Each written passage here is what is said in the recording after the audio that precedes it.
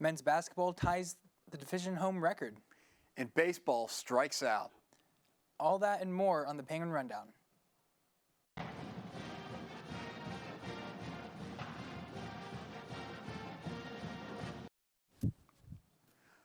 Hello, everyone, and welcome back to the Penguin Rundown. I'm John Ostapowicz alongside Sean Hitt. And Sean, it has been a while for you, almost a year away from the studio. Can you talk about really your return here today and how you're feeling? John, I feel great today. I'm just glad to be back, and I'm rearing and ready to go on the Penguin Rundown.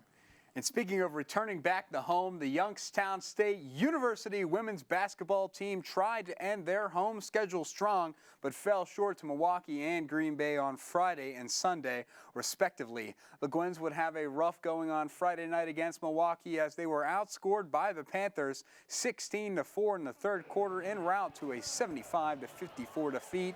Despite the setback, 6-year senior Megan Callahan would accomplish a major feat by scoring 1,000 points in her career while leading the team on the night with 18 points. Lily Ritz, on the other hand, picked up her 15th double-double of the season with 12 points and 10 rebounds.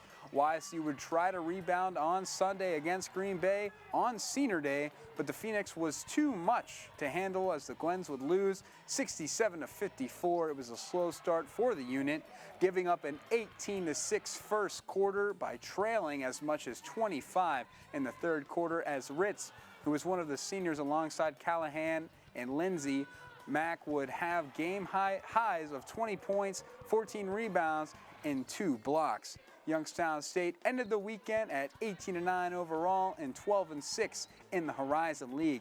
They traveled out to IUPUI last night to take on the Jaguar. For stats on the game, go to ysusports.com. The Gwens will be back in action on Saturday when they take the short trip to Moon Township, Pennsylvania to end their regular season against Robert Morris. Tip-off is set for 3 p.m. and you can watch the game on ESPN3 or listen to on 570 WKBN. We would like to wish seniors Lily Ritz, Megan Callahan, Lindsay Mack the best luck in their future endeavors. The men's basketball team won both of their games at the Beakley Center on Thursday and Saturday, defeating Milwaukee and Green Bay. Against Milwaukee, the Penguins controlled a battle for first place in the Horizon League, winning the game 87-58. The win puts YSU with a total of 21 wins, which sets the school's Division I record for most wins in a single season. YSU graduate transfer Adrian Nelson scored his 1,000th point and 1,000th career rebound, despite shooting 43.8% from the field. YSU would win by 29 points. Game-high points from Nelson with 19. Dwayne Cohill with 18 points, Bryce McBride scored 16, and Malik Green scoring 12 points with 10 rebounds. On Senior Day, the Gwens took care of business as they defeated Green Bay 95-65.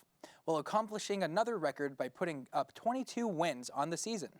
The Penguins still have sole possession of first place in the Horizon League. The Penguins held the Phoenix to only 36.7% from the field, in which the Penguins shot 53% from the field.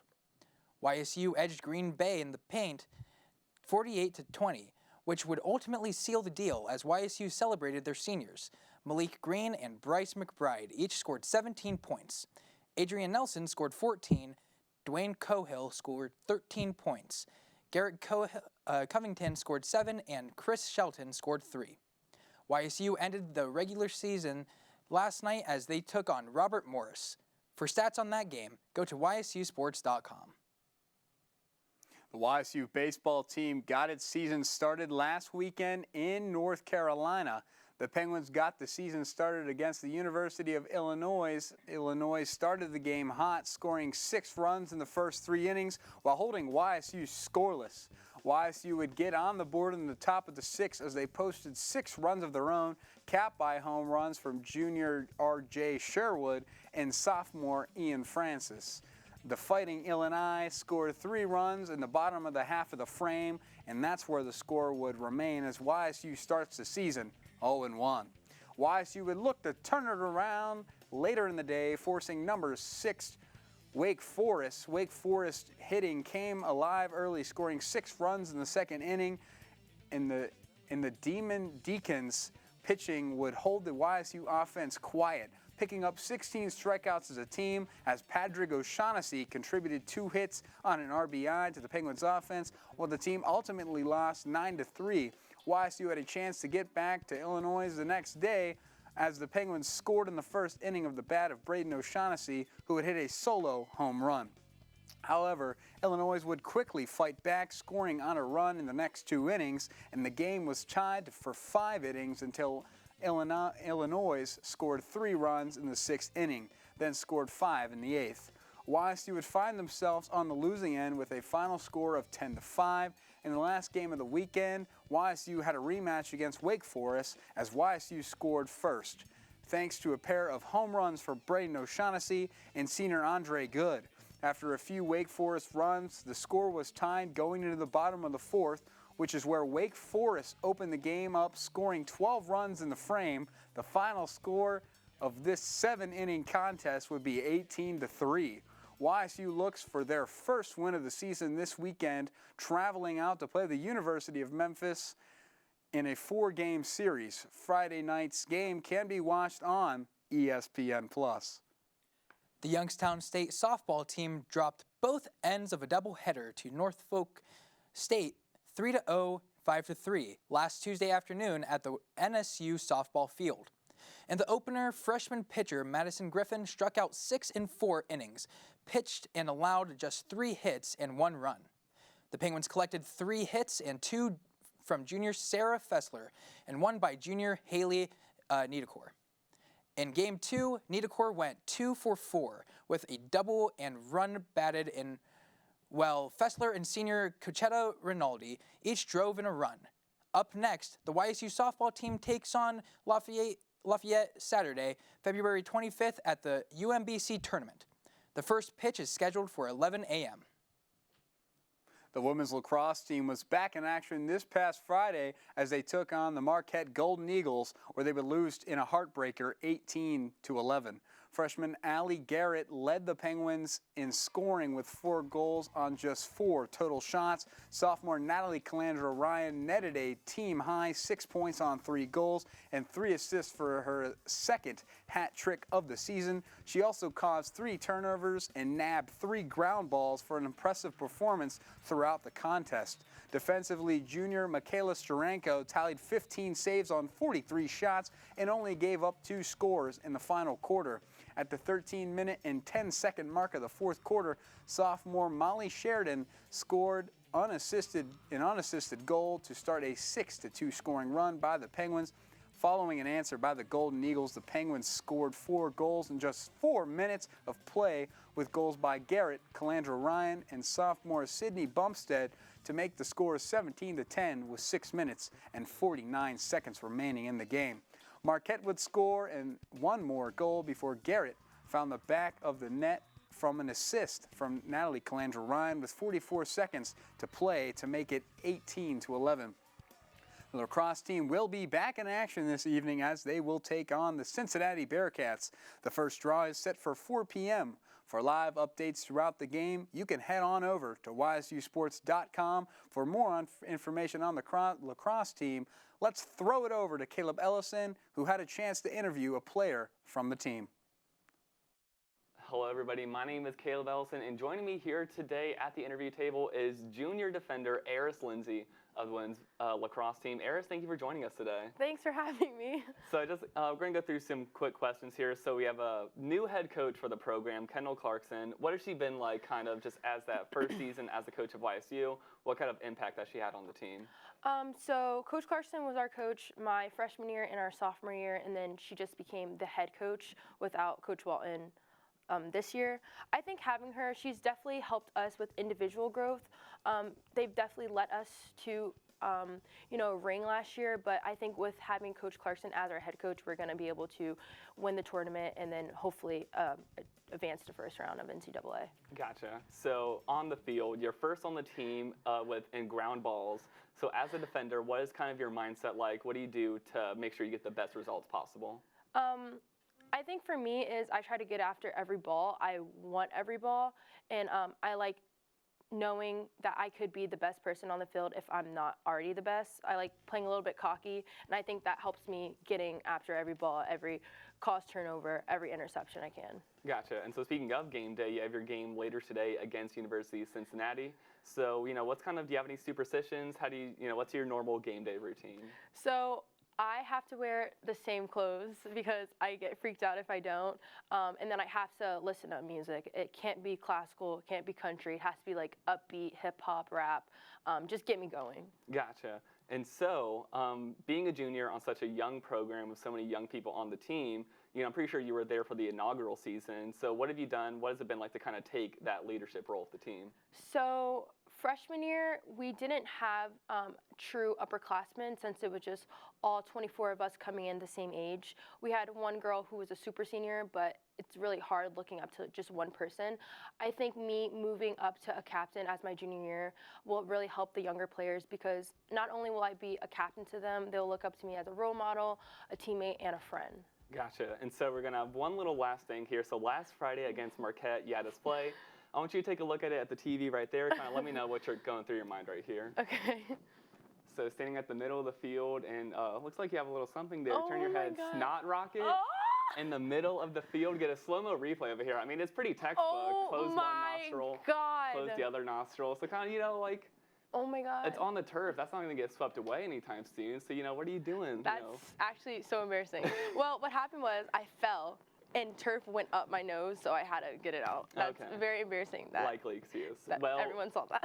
best of luck in your game later today Thank you. against Cincinnati. Thank you for coming to the table. Thank you. Back to you guys. The women's bowling team had an impressive showing this past weekend at the Midwinter Invitational, hosted by Arkansas State, February 17th through 19th. Youngstown State won 3 decisions and posted the 6th highest pinfall over 5 Baker matches on Friday. The Penguins topped 1,000 in each of its 4 matches, and its lowest set of the afternoon was a 989. On Saturday, the women's bowling team won 4 more matches, while junior Madison Marks finished 8th individually with a 5-game set of 1,104. On the final day of the competition, the Penguins fell short, placing 8th of 17 teams, finishing 1 and 2. The women's bowling team is back in action from March 3rd through March 5th at the Big Red Invitational.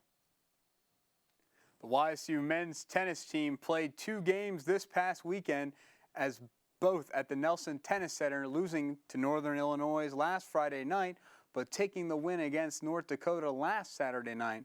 Against Northern Illinois, YSU was upended by the final score of 5-2 as the Penguins picked up a victory at number 2 singles by Clement Mangai and number 6 singles by David Alvarez Moreno. However, the Huskies picked up victories in number 1, 3, and 4 in singles matches. The next day, the Penguins had better fortune as they upset then undefeated North Dakota by the score of 4-2 as YSU won singles at number 1 by Laurentiu Montecescu and number 3 by Nathan Favier. At number 4, Will Everett picked up the win, and Javi Pla clinched the win by a victory at number 5 in singles matches.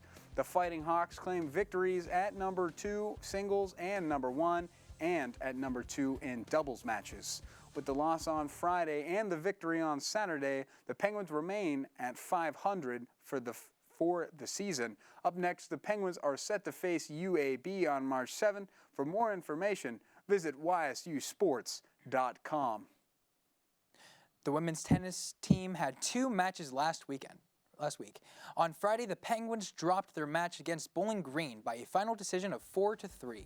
Not all was a loss, however, as Lily Minich, Cecilia Rosas, and Lene Grayling all picked up wins in singles. On Saturday, the team lost a 5-2 decision against Eastern Michigan.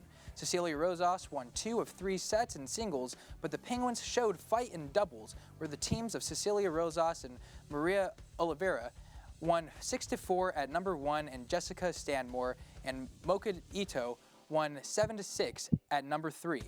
The Penguins are back in action on Saturday in West Virginia at 10 a.m. The swimming and diving team has been busy over the past week as they competed in the Horizon League Swimming and Diving Championships on Wednesday, February 15th.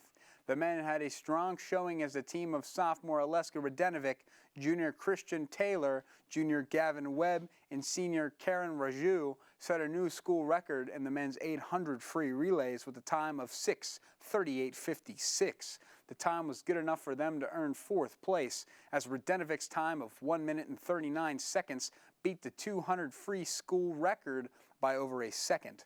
As for the women, they had a strong showing as well, as they had 2 fourth-place finishes, as freshman Anna Kaczynska and sophomore Olivia Kanika and freshman Allison Ramirez Romero and freshman Madeline Mahoney all set their best time of the season in the 200 medley relay, as they had a time of 1 minute 44 seconds on February 18th.